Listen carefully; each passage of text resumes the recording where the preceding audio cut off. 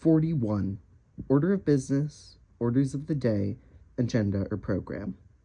The terms order of business, orders of the day, agenda, and program refer to closely related concepts having to do with the order in which business is taken up in a session, Chapter 8, and the scheduling of particular business. The meaning of these terms often coincides, although each has its own applications and common usage. An order of business is any established sequence in which it may be prescribed that business shall be taken up at a session of a given assembly. In the case of ordinary societies that hold frequent regular meetings, an order of business that specifies such a sequence only in terms of certain general types or classes of business and gives only the order in which they are to be taken up is normally prescribed for all regular meetings by the rules of the organization. The typical order of business of this kind is described in 41(5) through 27. In other cases, such as in a convention, an order of business expressly adopted for a particular session frequently assigns positions and even times to specific subjects or items of business, and to this type of order of business are the terms agenda and program. Note, the term program has two senses in parliamentary usage. In the first sense, as used here, it refers to a type of order of business that may be identical with an agenda, or, in a convention, may include an agenda together with the times for events outside of the business meetings. Such events are not themselves orders of the day, see also Chapter 59. In the second sense, as used in 4136, the term refers to a heading, often included within the order of business for meetings of ordinary societies, that covers talks, lectures, films, or other features of informational or entertainment value. Back to reading. Are applicable, as explained in 4158 through 70.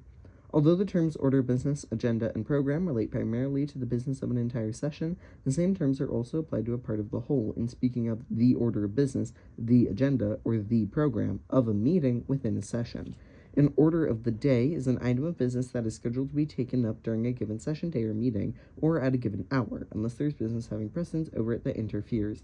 The methods by which orders of the day can be made, their division into the classes of general orders and special orders, and their treatment in cases where they come into conflict are explained in 4140 through 57.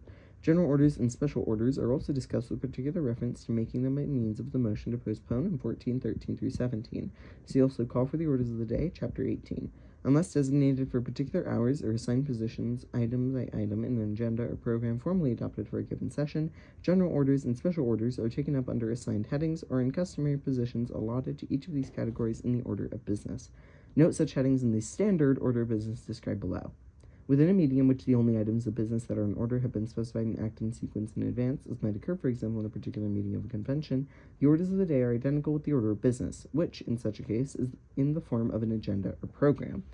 Usual order of business in ordinary societies. Basic headings covering business proper. The customary or standard order of business compromises the following subdivisions. 1. Reading and approval of the minutes. 2. Reports of officers, boards, and standing committees. 3. Reports of special, select, or ad hoc committees. 4. Special orders. 5. Unfinished business and general orders. 6. New business.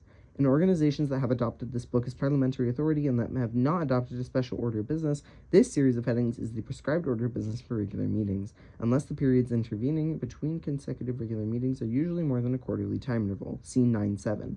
This standard order of business prescribes only the sequence of the headings, not the time to be allotted to each, which may vary with every meeting. Certain optional headings are also described following the detailed discussion of the regular headings below. The presiding officer may find it helpful to have at hand a memorandum of the complete order of business, listing, under headings 2 and 3 as explained below, all known reports which are expected to be presented, and under headings 4 and 5, all matters which the minutes show are due to come up, arranged in proper sequence, or, where applicable, listed with the times for which they have been set. The Secretary can prepare or assist the presiding officer to prepare such a memorandum. In this connection, reading the practice in some societies or assemblies of providing each member with a copy of the expected agenda in advance of the meeting, see 4162. After the presiding officer has called the meeting to order as described in 315, and after any customary opening ceremonies, see optional headings 4128 through 31 and 4136, the meeting proceeds through the different headings in the order of business. 1. Reading and approval of the minutes. The chair says, the secretary will read the minutes. However, in organizations where copies of the minutes of each previous meeting as prepared by the secretary are sent to all members in advance, the chair announces that this has been done, and the actual reading of them aloud is omitted unless any member then requests that they be read. For dispensing with the reading of the minutes, that is not reading them for approval at the regular time, see 4811. If for any reason there are minutes of other meetings in addition to the last meeting that have not been read previously, they are each read and approved first, in order of date from earliest to latest, in all but the smallest meetings. The secretary stands while reading the minutes. A formal motion to approve the minutes is not necessary, although such a motion is not out of order. After the minutes have been read, or after their reading has been omitted by unanimous consent as described in the previous paragraph, and whether or not a motion for approval has been offered, the chair asks, are there any corrections to the minutes, and pauses. Corrections, when proposed, are usually handled by unanimous consent, 458 through 63, but if any member objects to a proposed correction, which is, in effect, a subsidiary motion to amend, the usual rules governing consideration of amendments to a main motion are applicable. See Chapter 12. After any proposed corrections have been disposed of, and when there is no response to the chair's inquiry, are there any corrections or further corrections to the minutes, the chair says, there being no corrections or no further corrections to the minutes stand or are approved, or approved as read, or approved as corrected. The minutes are thus approved without any formal vote, even if a motion for their approval has been made. The only proper way to object to the approval of the secretary's draft of the minutes is to offer a correction to it. Note: however, a member who believes that further investigation or redrafting is necessary in order to produce a correct version of the minutes may offer a motion to refer the minutes to a committee or to postpone their approval to a certain time. Back to reading. It should be noted that a member's absence from the meeting for which minutes are being approved does not prevent the member from participating in their correction or approval. The secretary's draft of the minutes is often sent to all members in advance of the meeting at which those minutes are to be approved, usually with the meeting notice. When this has been done, it is presumed that the members have had an opportunity to review these draft minutes, and they are not read at the meeting unless a member requests it. Correction and approval, however, is handled in the usual way. A draft of the minutes circulated to members must be clearly marked as such. The secretary's draft of the minutes, whether or not circulated before their approval, does not become the minutes, that is, the official record of proceedings of the society, unless it is approved, and the minutes may be materially modified in the correction process. Only the secretary's corrected version of the minutes is official in such a case. 2. Reports of officers, boards, and standing committees. In most societies, it is customary to hear reports from all officers, chapters 47 and 48, boards, chapter 49, and standing committees, chapter 50, only at annual meetings. At other meetings, the chair calls only on those who have reports to make, as by saying, in calling upon the secretary, is there any correspondence, or may we have the treasurer's report? Or the chair recognizes Mr. Downey, chairman of the membership committee, for a report. If the chair is uncertain, he may ask, for example, does the program committee have a report? Standing committees listed in the bylaws are called upon in the order in which they are listed. If an officer, in reporting, makes a recommendation, he should not himself move its implementation, but such a motion can be made by another member as soon as the officer has concluded his report. In the case of a committee of a committee report, on the other hand, the chairman or other reporting member should make any motion or motions necessary to bring the committee's recommendations before the assembly for consideration. A motion arising out of an officer's, a board's, or a committee's report is taken up immediately, since the object of the order of business is to give priority to the classes of business in the order listed. If an item of business in this class is on the table, that is, if it was laid on the table at the present session or at the preceding session, if no more than a quarterly time interval has intervened, see 9.7, and if the item has not yet been taken from the table, it is in order to move to take such business from the table under this heading. See Chapter 17 and 34. For procedures to be followed in making reports and in handling recommendations arising from reports, see Chapter 51. Reports to special committees. The special committees, Chapter 50, that are to report were called on in the order in which they were appointed. Only those special committees that are prepared or were instructed to report on matters referred to them should be called on. Business incident to reports to special committees that is on the table can be taken from the table under this heading. See Chapter 17 and 34. 4. Special orders. Under this heading, referring to the explanation of orders of the day in 4140 and following, are taken up the following order in the order listed. A. Any unfinished special orders, that is, special orders that were not disposed of at the previous meeting, taken in sequence beginning with the special order that was pending when that meeting adjourned, if it adjourned while one was pending, and continuing with the remaining unfinished special orders in the order in which they were made, that is, were set by action of the assembly. B. Items of business that have been made special orders for the present meeting, note, but not these special orders, see 4157, back to reading, without being set for specific hours, taken in the order in which they were made. Regarding the interruption of business under this heading by special orders that have been set for particular hours, see 4153 through 56. Normally, unless an order of the day was made as a part of an agenda for a session, no motion is necessary at the time the order comes up, since the introduction of the question has been accomplished previously, as will be seen from the description of the methods by which orders of the day are made in 4142.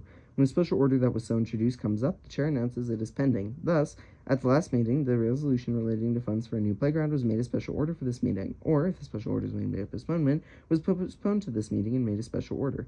The resolution is as follows. Resolved that, followed by reading it. The question is on the adoption of the resolution. Matters that the bylaws require to be considered at a particular meeting, such as the nomination and election of officers, may be regarded as special orders for the meeting and may be considered under the heading of special orders in the order of business. If a special order is on the table, it is in order to move to take it from the table under this heading when no question is pending. See Chapter 17 and 34. 5. Unfinished business and general orders. The term unfinished business, note that the expression old business should be avoided since it may incorrectly suggest the further consideration of matters that have been finally disposed of. Back to reading. In cases where the regular business meeting of an organization are not separated by more than a quarterly time interval, 9.7 refers to questions that have come over from the previous meeting, other than special orders, as a result of that meeting's having adjourned without completing its order of business, 21.7b, and without scheduling an adjourned meeting, chapters 9 and 22, to complete it. A general order, as explained under orders of the day below, is any question which, usually by postponement, has been made an order of the day without being made a special order. The heading of unfinished business and general orders includes items of business in the 4 categories that are listed below in the order in which they are taken up. Of these, the first 3 constitute unfinished business, while the 4th consists of general orders. A. The question that was pending when the previous meeting adjourned, and if that meeting adjourned while a question other than a special order was pending. B. Any questions that were unfinished business at the previous meeting but were not reached before it adjourned, taken in the order in which they were due to come up at that meeting as indicated under A and C. C. Any questions which, by postponement or otherwise, were set as general orders for the previous meeting or for a particular hour during that meeting but were not reached before it adjourned, taken in the order in which the general orders were made. D. Matters that were postponed to or otherwise made general orders for the present meeting, taken in the order in which they were made. Regarding the relationship between this heading and the order of business and general orders for particular hours, see 41, 49 through 52. The chair should not announce the heading of unfinished business and general orders unless the minutes show that there is some business to come up under it. In the latter case, he should have all such subjects listed in correct sequence and a memorandum prepared in advance of the meeting. He should not ask, is there any unfinished business, but should state the question on the first item of business that is due to come up under this heading, and when it has been disposed of, he should proceed through the remaining subjects in their proper order. If a question was pending when the previous meeting adjourned, for example, the chair might begin this heading by saying, under unfinished business and general orders, the first item of business is the motion relating to use of the parking facilities, which was pending when the last meeting adjourned. The question is on the adoption of the motion that, followed by stating the motion. Later, under the same heading, in announcing a general order that was made by postponing a question, the chair might say, the next item of business is the resolution relating to proposed improvement of our newly purchased picnic grounds, which was postponed to this meeting. The resolution is as follows. Resolve that, followed by reading the resolution. The question is on the adoption of the resolution. Any item of business in whatever class that is on the table can be taken from the table under this heading at any time when no question is pending. See Chapter 1734. To obtain the floor for the purpose of moving to take a question from the table at such a time, a member can rise and address the chair, interrupting him as he starts to announce the next item of business after the previous one is disposed of. It should be noted that, with the exception indicated in the preceding paragraph, a subject may not be taken up under unfinished business and general orders unless it has acquired such status by one of the formal processes A, C, or D listed in 4123. If brief consultation during a meeting leads to an informal understanding that a certain subject should be brought up at the next meeting, that does not make it unfinished business. Instead, the matter would have to be introduced at the next meeting as new business, as explained below. 6. New business.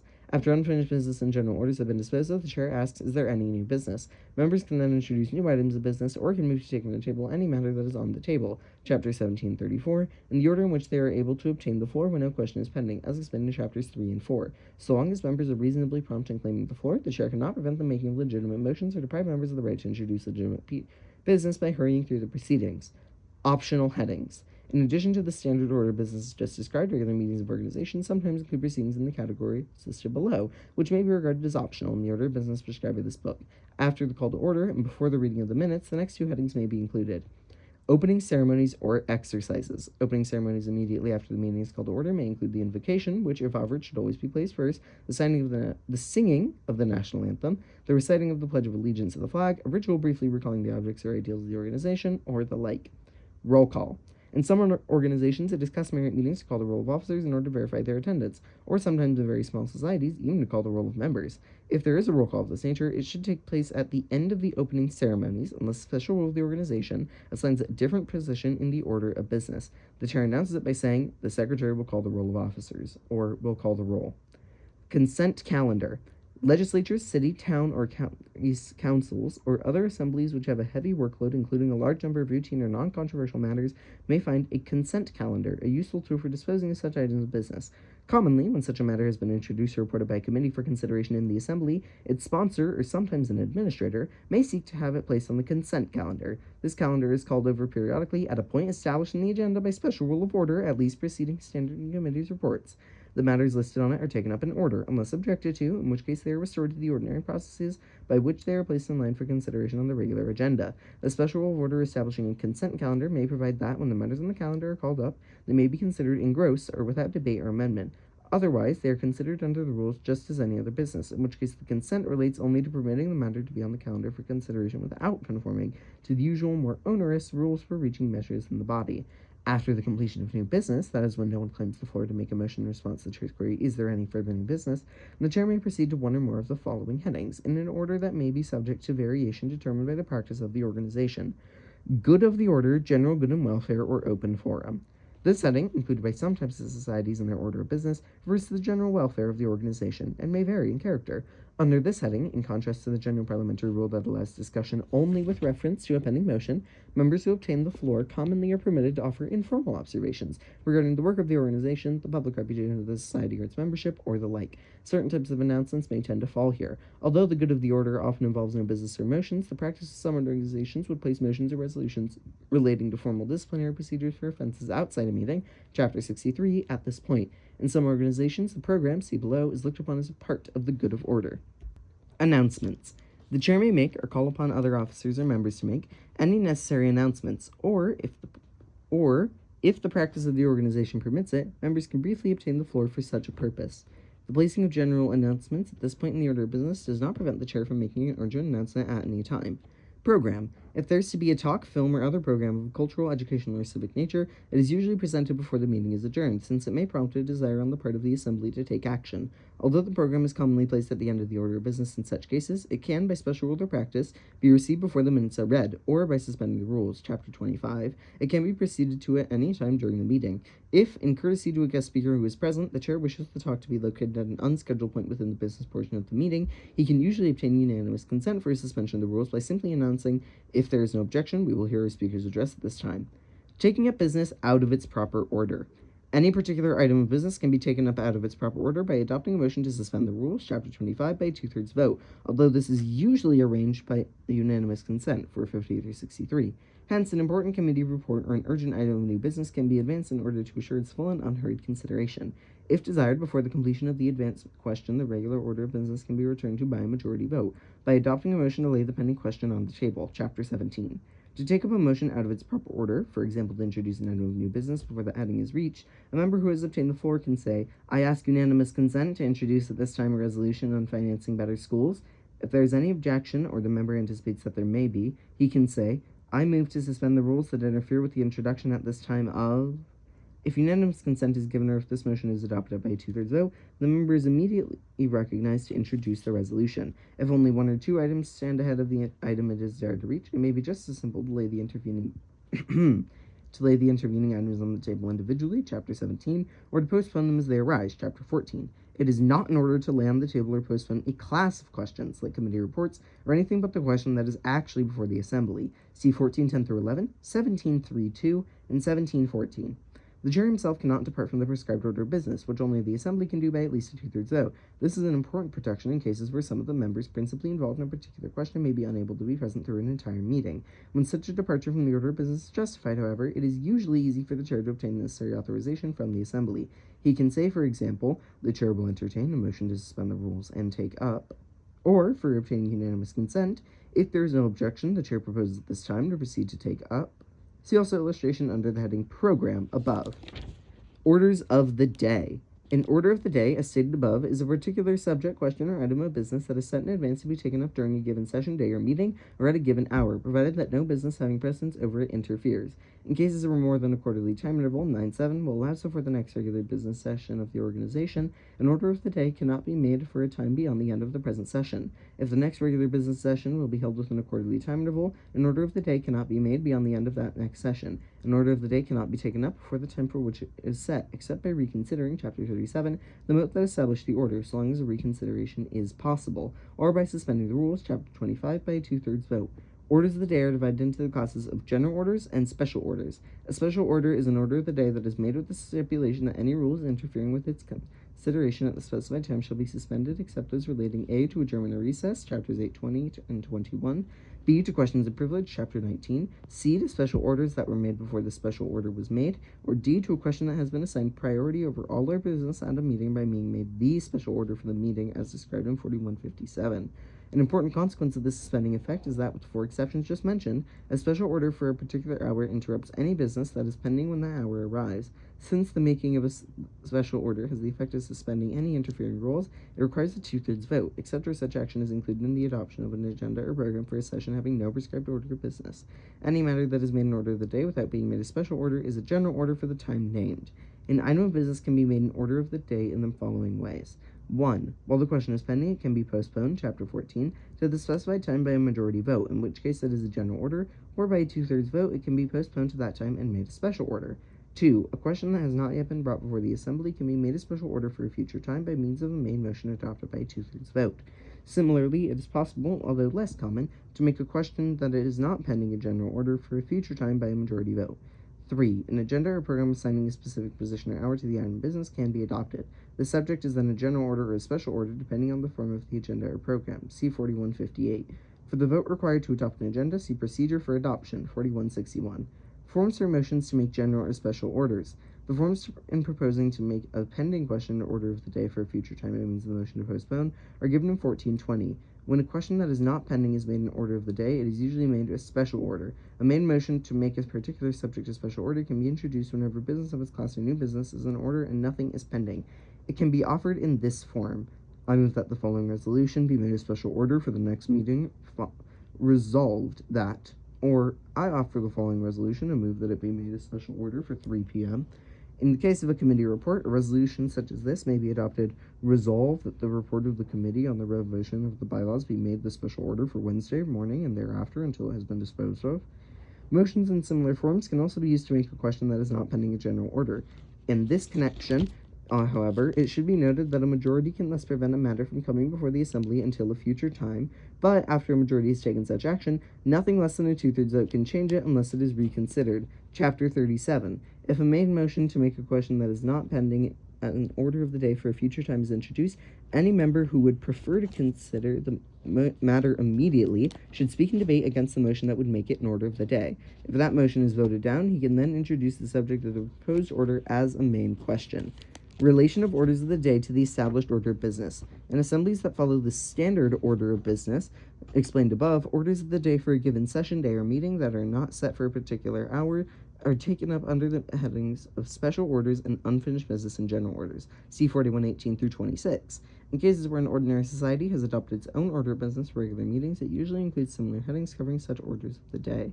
When an organization's order of business does not provide such headings, special orders not set for particular hours are taken up before unfinished business and general orders, or, if there are neither of these, at all events before new business. Under the same conditions, general orders are taken up after any unfinished business, that is, business pending at the adjournment of the previous meeting, if any, and orders of the day not disposed of at the time of its adjournment, and before new business unless a later hour is specified. See below. The most common instances of orders of the day set for particular hours occur in conventions. In any type of assembly, in cases where orders of the day have been set for particular hours, their consideration at the proper time may cause interruption or modification of the order of business as it exists apart from these orders of the day. And different orders of the day may come into conflict. Rules governing such cases are as follows. Rules of procedure affecting general orders for particular hours. As stated above, a general order that has been set for a particular hour cannot be considered before that hour unless the rules are suspended by a 2/3 vote, or unless the vote that made the general order can still be reconsidered. This is the principal effect of making a subject a general order for a particular hour. Since the making of a general order does not suspend any rules, even if it is designated for a particular hour, delaying its consideration when that hour arrives may arise from a number of causes. Even though the hour fixed for a general order has arrived, the order can be taken up only when all of the following additional conditions are fulfilled. A, no other business is pending. B, no special order interferes. C, no motion to reconsider, Chapter 37, that may then be moved or called up interferes. D, the category of general orders in the prescribed order of business has been reached or passed. And E, all general orders that were made before this order was made, except any that were set for a time that has not yet arrived, have been disposed of. As soon after the designated hours conditions A, B, D, and E are met, the chair announces the general order as the pending business. But as he starts to do so, any member can rise and address the chair for the purpose of moving or calling up for reconsideration. The rule that a general order for a particular hour does not interrupt a pending question when that hour arrives holds, even when that pending question is a general order that was made later. Note, if it is desired to take up a general order at a specified hour and a pending question interferes, that pending question can, however, be laid on the table, Chapter 17, or postponed, Chapter 14. Back to reading.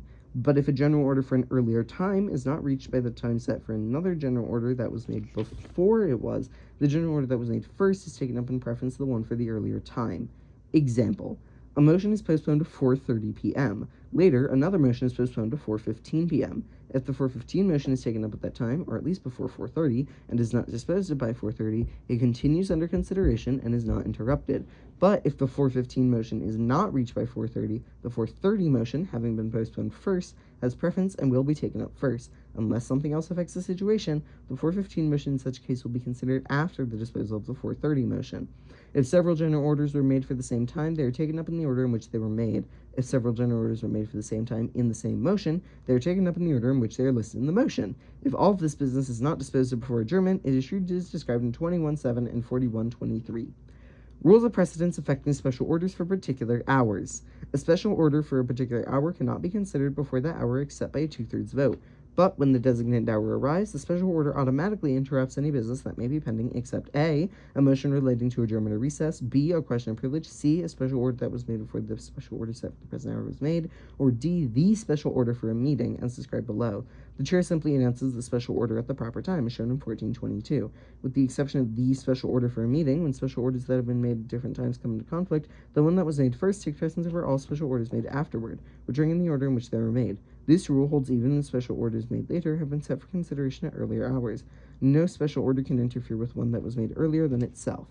If several special orders have been made at the same time for the same hour, they rank in the order in which they are listed in the motion by which they were made. If they are made at the same time for different hours, it is implied that the vote on each one will be taken when the hour for the next one arrives, and the same rules apply as those for taking up topics in an agenda. See 4165.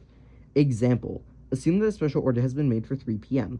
Thereafter, one is made for 2 p.m. Still later, one is made for 4 p.m. At 2 o'clock, the special order for that time is taken up, even if it interrupts a general order that is pending. However, if the 2 p.m. special order is still pending at 3 p.m., the 3 p.m. special order is immediately taken up, interrupting the one that is pending because it was made first. Also, because the 3 p.m. order was made first, if it is still under consideration at 4 o'clock, it continues regardless of the order at that time. Even after the 3 p.m. order is disposed of, the 4 p.m. order must await completion of the prior made 2 p.m. order, which is resumed first. Not until all of these special orders are disposed of, together with any others whose times are reached in the meantime, can the Assembly return to its regular order of business, first resuming consideration of any subject that may have been interrupted at 2 p.m.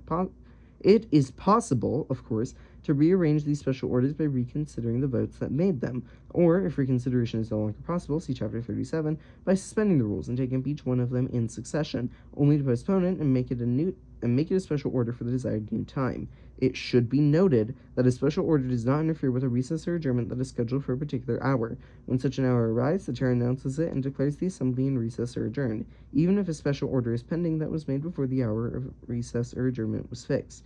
When the chair announces the hour, anyone can move to postpone the time for adjournment, or to extend the time of considering the pending question for a specified period. These motions are undebatable and require a 2/3 vote. See also 26 through 7. Note that is Chapter 20, paragraphs 6 through 7, and 2114. The special order for a meeting. When it is desired to vote an entire meeting to a subject, or as much of the meeting as may be necessary, the matter can be made the special order for the meeting, as distinguished from a special order for the meeting, see 41:18 through 20. The special order for the meeting will then be taken up as soon as the minutes have been approved, and the remainder of the order of business will not be taken up until the special order has been disposed of. Although the special order for a meeting takes precedence over all other forms of special orders, even if they were made before it was, the times of any such orders for particular hours that may come into conflict should be adjusted, as indicated in the last sentence of 4155. Agenda or program. By a single vote, a series of special orders or general orders, or a mixture of both, can be made. Such a series is called an agenda. When an hour is assigned to a particular subject in an agenda, that subject is thereby made a special order unless, by footnote or other means, it is stated that the time in it is intended merely for guidance, in which case the subject is only a general order. Subjects for which no hour is specified in an agenda are general orders.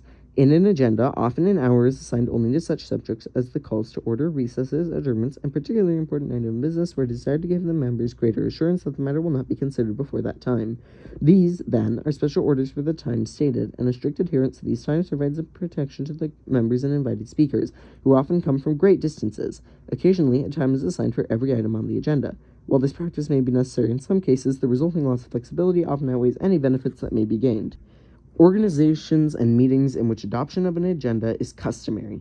It is customary to adopt an agenda or program for each session in organizations that do not hold frequent regular meetings, and at conventions and other sessions that may last for several days. See Chapter 59. This is also frequently done when, for any reason, neither a standard order of business nor a special order of business established by rule of the organization is practical or applicable. Procedure for adoption. In cases in which an agenda is adopted, usually this is done at the outset of a session, and the agenda is intended to cover the entire session. At a session having no prescribed or adopted order of business, such an agenda is followed as a guide by the chair pending its formal adoption and can be adopted by majority vote, even if it contains special orders. It is then the order of business for that session. At a session that already has an order of business, an agenda can be adopted by a majority vote only if it does not create any special orders and does not conflict with the existing order of business. Otherwise, a 2/3 vote is required. See also 2512. Agenda provided in advance. In some organizations, it is customary to send each member, in advance of a meeting, an order of business or agenda, with some indication of the matters to be considered under each heading. Such an agenda is often provided for information only, with no intention or practice of submitting it for adoption. Unless a pre-circulated agenda is formally adopted at the session to which it applies, it is not binding as to detail or order of consideration, other than as it lists pre-existing orders of the day, 4140 and following, or conforms to the standard order of business, 316 and 41.5 and following, or an order of business prescribed by the rules of the organization, 216 and 316. Changing an agenda. When the adoption of a proposed agenda is pending, it is subject to amendment by a majority vote. After an agenda has been adopted by the Assembly, no change can be made except by a 2/3 vote, the vote of majority of the entire membership, or unanimous consent. See also taking a business out of its proper order, 4137 through 39, and consider 5959. An affirmative vote to adopt an agenda may not be reconsidered. Agenda in the form of a program. In reference to an order of business specially adopted for a given session, the term program is often used instead of agenda, but while the latter technically includes only items of business, the former may include all such times for speakers, meals, and other non-business matters. Taking up topics in an agenda. When the assigned time for taking up a topic in an agenda arrives, the chair announces that fact, then he puts to a vote any pending questions without allowing further debate, unless someone immediately moves to lay the question on the table, postpone it, or refer it to a committee. If any of these subsidiary motions are moved, they are likewise put to a vote, together with any amendment to them, without debate. Besides these subsidiary motions, a motion to extend the time for considering the pending question is in order. While an extension under these conditions is seldom desirable and is often unfair to the next topic, it is sometimes necessary, and a motion for the extension can be adopted without debate by a 2/3 vote. See also Chapter 18. As soon as the business that was pending has been disposed of as described, the chair recognizes the member who is to offer the motion or resolution embodying the scheduled topic, unless the question has previously been introduced and has come over from an earlier time, in which case the chair announces it as the pending business. Declaring a scheduled recess or adjournment. When a recess or adjournment has been scheduled for a particular hour, either by provision in the adopted agenda or program or by adoption of a motion setting the time, and that hour arrives, the chair announces it and, unless a member promptly seeks the floor for one of the purposes described below, declares the assembly in recess or adjourned. However, if the previous question has already been ordered on one or more pending motions, when the hour for a recess or adjournment arrives, there usually will be no objection to the chairs putting them all to a vote in succession before declaring the assembly to be in recess or adjourned. When the chair announces the hour, any member can move to reschedule the time for recess or adjournment, or to extend the term of considering the pending question for a specified period. These motions are undebatable and require a 2/3 vote. See also 18.8, 26 through 7. Note again that is Chapter 20, paragraphs 6 through 7, and 21.14. Before declaring the meeting adjourned, the chair must allow, in addition to the motions just described, any of the parliamentary steps that would be in order when a privileged motion to adjourn is pending or has just been voted on. See 21.10 through 12. In the case of a recess, any pending business is interrupted for the recess and taken up again after the recess. In the case of an adjournment, see carrying over unfinished business below. Advisability of providing for unfinished business. At intervals or near the end of the session, an agenda should include provision for unfinished business. In agendas in which most or all of the items are special orders for particular times, it may be necessary to provide for unfinished business near the end of each day's sitting. Such provisions give the Assembly a recourse whenever it needs a little more time before voting on a question. It can postpone a question to a time provided for unfinished business, or, at all events, can conclude consideration of a pending question during such a period. Otherwise, a pending question that is merely postponed until the disposal of the next item, since it becomes only a general order, may be severely buffeted by the remaining special orders. Its further consideration would depend upon the next, or some successive items, taking less time than allotted, and it might soon be interrupted again by the next subject for which a time was assigned. Carrying over unfinished business. In sessions consisting of several meetings, if the time set for an adjournment of a meeting arrives before all of the matters scheduled for that meeting have been considered, the remaining items of business are carried over to the next meeting. Note: for the treatment of businesses unfinished at the end of a session, see 21(7)(b) through C. Back to reading. The unfinished items of business are taken first in their order before the matters scheduled for the latter meeting, provided that the agenda makes no special provision for unfinished business that day and no conflict arises with a special order. Therefore, when most items on the agenda are general orders, it is wise to schedule the more important items of business at a reasonably early meeting at a convention or to set them as special orders. See also 59, 55, 10.